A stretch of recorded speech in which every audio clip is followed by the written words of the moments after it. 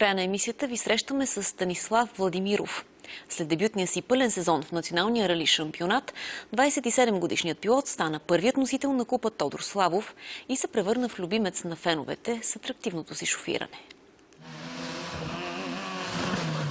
Това е Станислав. Той няма големи финансови възможности, нито скъп автомобил, но има хъс, сърце и огромен потенциал. Ляпше скъсна разминатия, ляпше кам 3.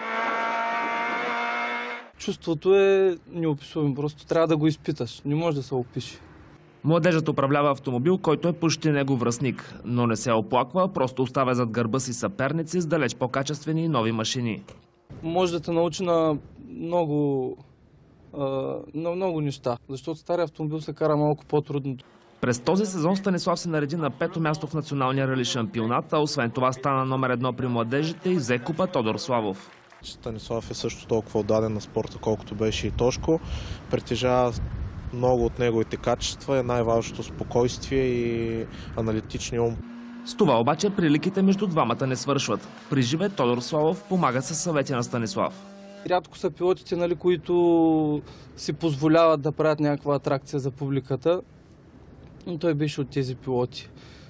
Много съм научил от него. Момчето мечтае само за едно – да участва в ралита всяка седмица и да стигне до световния шампионат, като Тодор Славов.